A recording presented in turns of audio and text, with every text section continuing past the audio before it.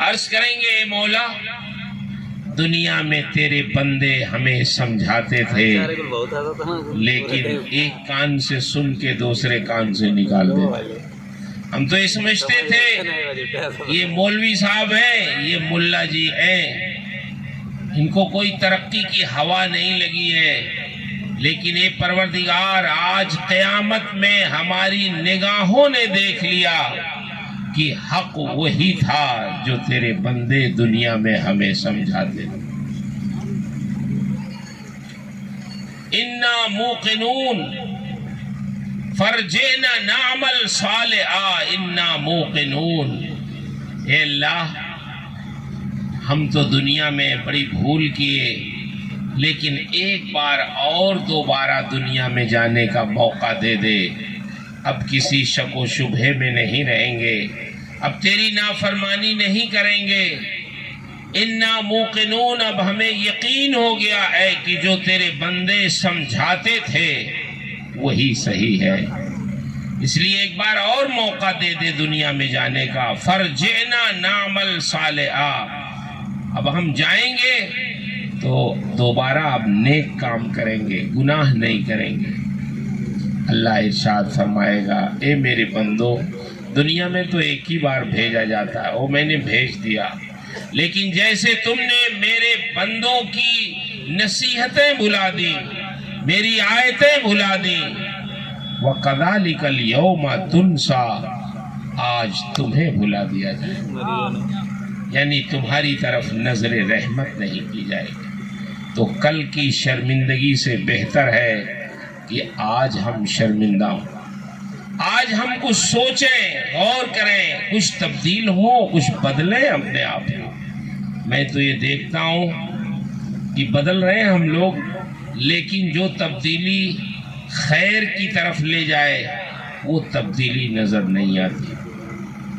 آپ سے صرف یہی گزارش ہے، دنیا کتنی بھی ترقی کر لے لیکن ترقی اس میں ہے کہ آپ اور ہم اچھے انسان بن جائیں. مولانا روم لکھتے ہیں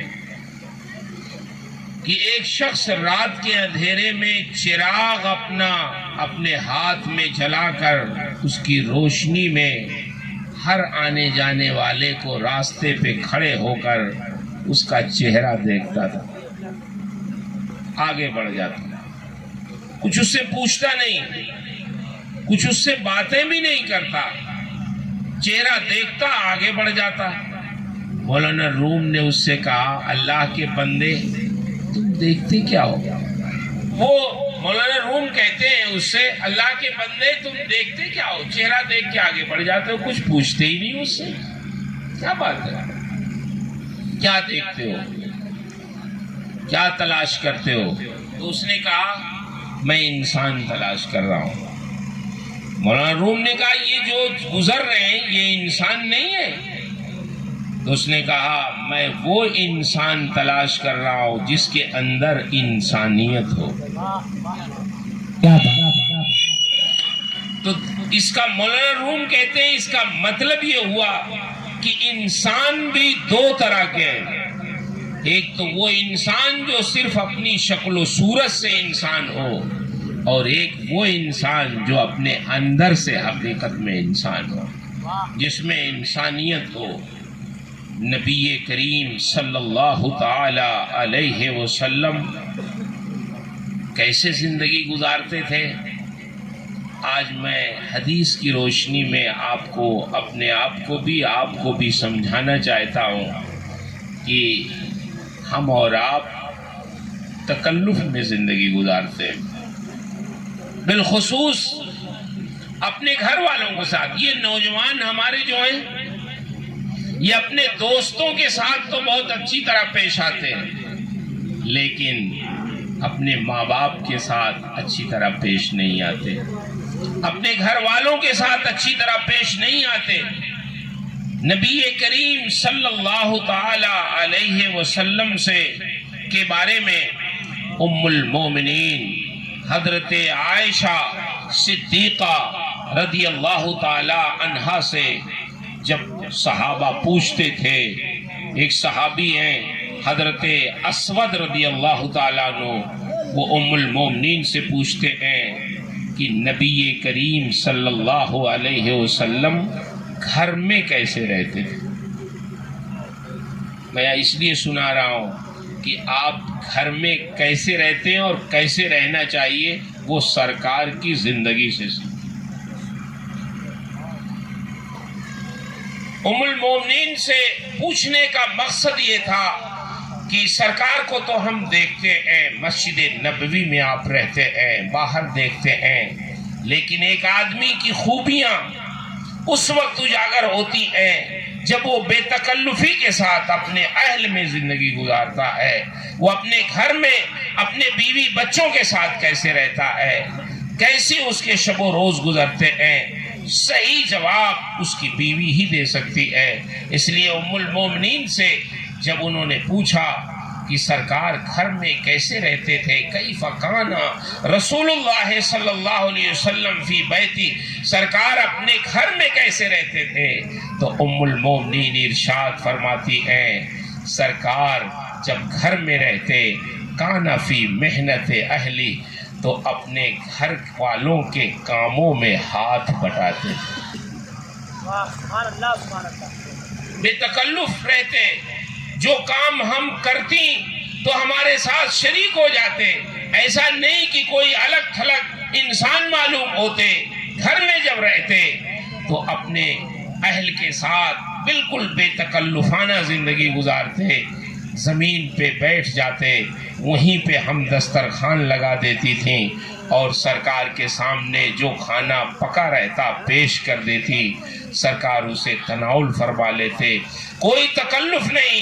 حالانکہ بعض کھانے سرکار کو ناپسند تھے، لیکن کبھی ایسا نہیں ہوا کہ ہم نے کھانا رکھا اور سرکار نے ہمیں ڈانٹنا شروع کر دیا ہو کہ تم نے ہمارے سامنے کیا رکھ دیا۔